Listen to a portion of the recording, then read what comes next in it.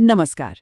तो चलिए आज बात करते हैं इतिहास के एक ऐसे पन्ने की, एक ऐसी घटना की जिसने दुनिया का नक्शा और हमारी सोच हमेशा हमेशा के लिए बदल दी। फ्रांसीसी क्रांति। आइए इसकी कहानी को करीब से समझते हैं। इसकी शुरुआत एक बहुत ही छोटी सी कहानी से की जा सकती है। कहानी कुछ यूं है कि एक था राजा, एक थी रानी। दोनों मर गए। बस, खत्म। अगर एक लाइन में समेटना हो तो शायद यही है फ्रांसीसी क्रांति। लेकिन क्या सच में कहानी इतनी सीधी थी? बिल्कुल नहीं। असली कहानी इससे कई ज्यादा पेचीदा, कई ज्यादा उलझी हुई थी। ये एक ऐसी कहानी है जहां आज़ादी के बड़े बड़े विचारों का जन्म तो हुआ, लेकिन उसकी कीमत खून से चुकाई गई। एक नए गणतंत्र का जन्म हुआ, पर वो खून में सना हुआ था। तो सवाल ये उठता है कि आखिर फ्रांस में ऐसी नौबत आई ही क्यों? इसके लिए हमें चलना होगा 18वीं सदी के फ्रांस में, एक ऐसा समाज जो सचमुच एक बारूद के ढेर पर बैठा था। देखिए, उस वक्त ना फ्रांस का समाज 3 हिस्सों में बटा हुआ था। इन्हें कहते थे 3 एस्टेट्स। सबसे ऊपर चर्च के लोग यानी पादरी वर्ग, फिर आते थे रईस और शाही खानदान वाले यानी कुलीन वर्ग, और सबसे नीचे बाकी सब यानी आम लोग। अब यहाँ पर जो बात हैरान कर देती है वो ये है कि पहले 2 ग्रुप यानी पादरी और कुलीन वर्ग मिलकर आबादी का सिर्फ और सिर्फ 2% थे। जी हाँ, सिर्फ 2%। बाकी के पूरा 98% लोग आम जनता थे, यानी थर्ड एस्टेट। और सारा अन्याय यहीं से शुरू होता था। सोचिए, देश के सारे बड़े टैक्स कौन दे रहा था? यही 98% आम लोग, जबकि वो 2% अमीर लोग ऐश कर रहे थे। उन पर लगभग कोई टैक्स नहीं था। और इसके ऊपर से फ्रांस एक के बाद एक लड़ाइयां लड़ रहा था, खासकर ब्रिटेन के साथ। राजा लुई 16वें और उनकी रानी मैरी एंटोनेट के शाही शौक तो जैसे खत्म ही नहीं हो रहे थे। नतीजा, देश का खजाना खाली। फ्रांस बिल्कुल कंगाल होने की कगार पर था।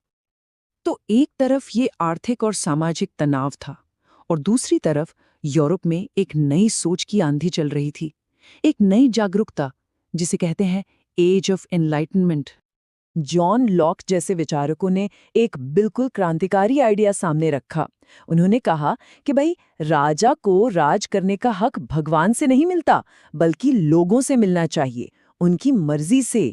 ये बात तो सीधे सीधे राजा के ईश्वर के दिए अधिकार पर हमला थी। और फिर आए रूसो। उनका कहना था, इंसान आजाद पैदा होता है, लेकिन हर जगह वो जंजीरों में जकड़ा हुआ है। वाह, ये बात तो आग में घी का काम कर गई।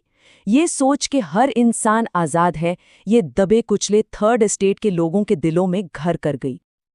अब बस, ये विचार सिर्फ किताबों में नहीं रहने वाले थे। अब वक्त था इन्हें हकीकत में बदलने का। फ्रांस में अब शुरू हुआ घटनाओं का एक ऐसा सिलसिला जिसने इतिहास का रुख ही मोड़ दिया। देखिए, ये सब धीरे धीरे हुआ। पहले 1775 में रोटी इतनी महंगी हो गई कि दंगे भड़क उठे। फिर 1789 में, पूरे 175 साल बाद, सोचिए 175 साल बाद, एस्टेट्स जनरल की मीटिंग बुलाई गई। लेकिन वहां भी थर्ड एस्टेट को उनका हक नहीं मिला।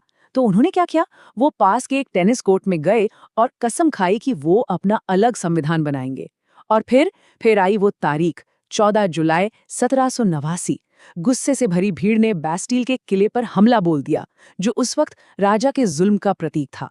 बस, यहीं से क्रांति की चिंगारी आग बन गई।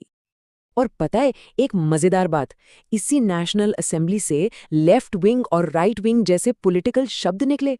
ऐसा क्यों?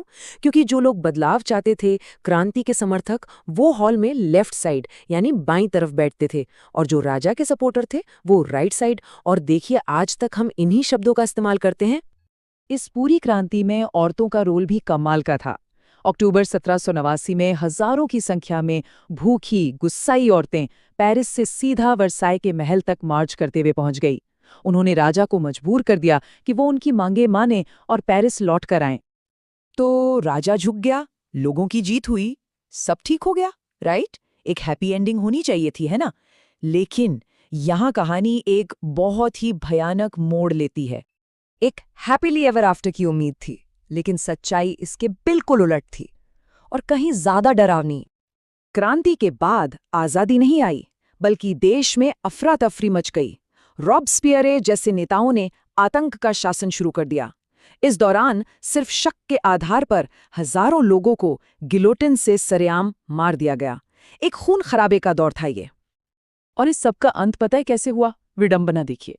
सालों के इस खून खराबे के बाद जिस क्रांति ने एक राजा को हटाया था, उसके अंत में एक नया और पहले से भी ज्यादा ताकतवर सम्राट उभर कर आया, नेपोलियन बोनापार्ट।